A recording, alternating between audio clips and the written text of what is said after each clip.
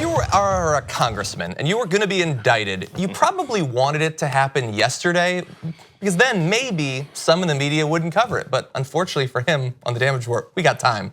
So now we're going to talk about Duncan Hunter. He's the representative of the 50th District in California. And unfortunately for him, a federal grand jury in San Diego yesterday indicted him after a months-long criminal investigation for multiple counts of corruption and misusing campaign funds to, amongst other things, provide for flights for himself, to buy shorts, private school tuition for his children, and I can't believe that I'm even saying this, to buy a $600 airline ticket for a rabbit, which is a crime so cute I almost want him to get off, but I doubt he's going to at this point.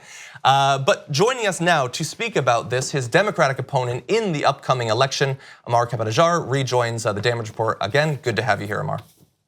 Hey, thanks for having me. It's good to see you again. And I wanted to say thank you to you and the Young Turks for covering us when no one cared. Well, we're going to try to make them care. A lot of people are paying attention now, but I appreciate you covering us. No worries. I hope that people do pay attention, because corruption in government obviously cannot be abided. So we've talked previously about his investigation, both on this program and down when I've spoken to you in your district. How did you feel when the news of the indictments broke? You know, I'm not one to crow over the misery of others. I was a little bit, I felt for the guy a little bit. You know, this is a guy that served us abroad. He fought nobly. But somewhere along the way, that man who once served never made it back from the battlefield.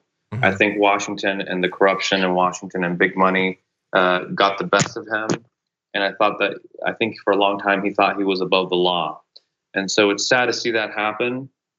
But I've been talking to a lot of Republicans in my district, including one gentleman who ran against me, Mayor Bill Wells, in the primary. And he called me and wished me the best of luck. And I think even Republicans in my district are saying, I don't know if we could vote for a congressman who can't follow the law. How can we trust him to pass and enforce laws? That's the whole job of a congressman. Yeah. So he seems to be unfit to serve. He's in, I think, the first stage of depression, which is denial of grief, right? And I think the district deserves better. And that's really what my focus is.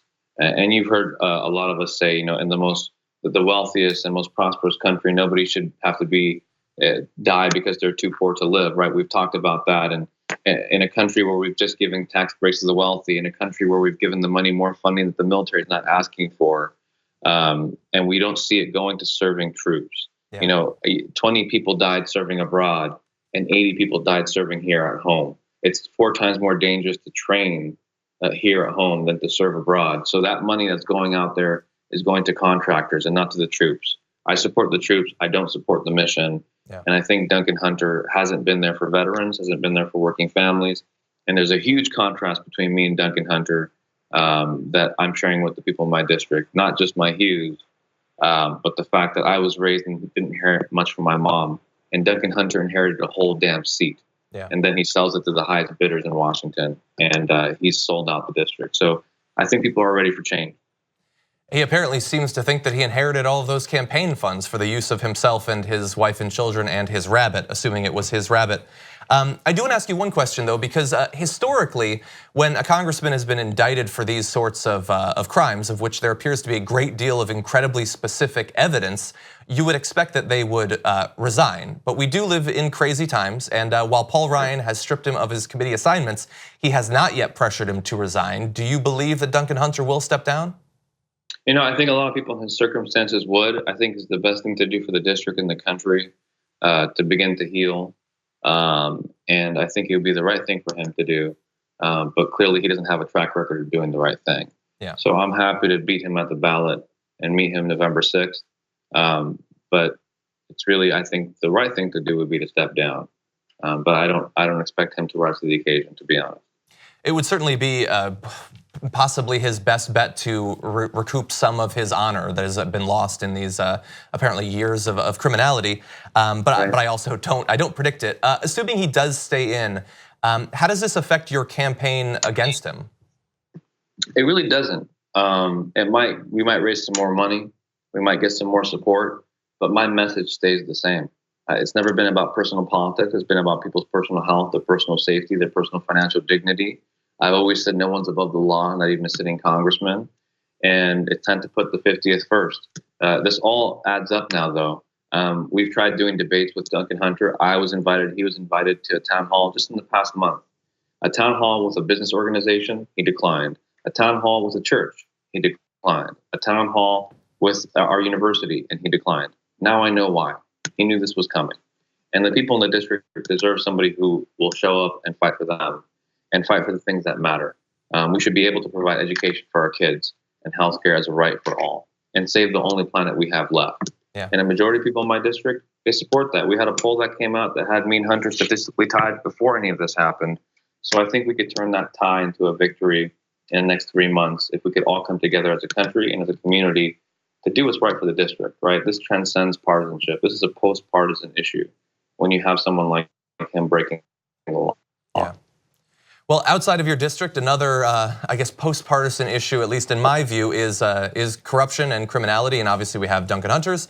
We also had Michael Cohen and Paul Manafort pleading guilty to a combined 16 federal crimes yesterday. What is your reaction to what appears to be a pattern of illegality, not just inside the Republican Party, but that certainly seems to be the weight of it over the past year or so? Yeah, I think those gentlemen and Duncan Hunter yesterday were emblematic of the division, the corruption, the chaos in Washington that has gripped it for far too long.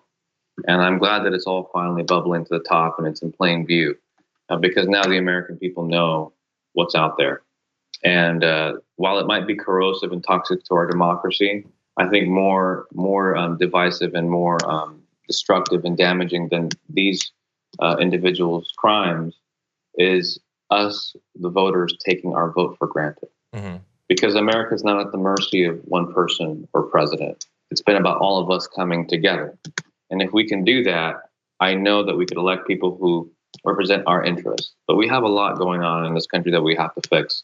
One problem I have is gerrymandering, where politicians get to pick their voters and not the other way around. And then the politicians are picked by corporate interests.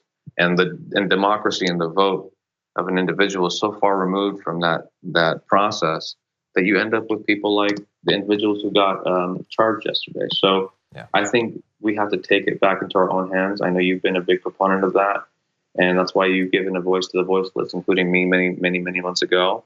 And what I intend to do with my voice is to speak on behalf of those people who don't feel like their voices count in today's politics. Amar, this is JR. Really quick. We were talking about how we were very happy with what Elizabeth Warren was doing to try and change a lot of ways that politicians get into these issues where they're overflooded with corruption. Maybe it's looking too far ahead, but if you do get into Congress, do you have plans of ways that we can avoid many politicians even approaching this where we have to go through indictments and kicking people out of office and all this, where we can just actually work for the American people? Do you have thoughts on what you can do in the future to help change this? Yeah, absolutely. That's a good question. I would adopt a House version of Elizabeth Warren's bill, and maybe call it the Hunter Act, so people could remember it. But above and beyond that, there's things that we need to do. I think we should move towards publicly funded elections, give everybody a certain amount, and let people on the merits win, so that we're not panhandling for 18 months during our terms. Yeah. I would love to see universal voting, and I'd love to see election day be a national holiday. Thank you. Yes. I can't believe that we've gone this long without that actually being more people voted. Sorry? I was just saying, I can't believe that we've gone this long without that becoming law. The election. Yeah, seriously. Holiday, yeah. Well, Amar, I want to thank you for joining us on the show again. Obviously, good luck in your campaign, which I have to assume the numbers are probably going to be looking up for you in the near future. Well, thanks for seeing what a lot of people didn't see, and thanks for believing in us. And I'm happy to come by anytime. Thanks for supporting the next generation of candidates who are trying to make change and bring progress to our country. I appreciate that. Well, thank you, and we'll have you back on soon. Thanks, man. Thank you so much for watching this video from The Damage Report. Please don't forget to like the video and also to subscribe to the channel so that you get notified as soon as new videos become available. To hear even more about both this topic and other issues not being covered nearly enough by the mainstream media, you're gonna want to tune in every morning to our full hour-long show. That's at 12 p.m. Eastern, 9 a.m. Pacific, available on the TYT Network channel on YouTube TV.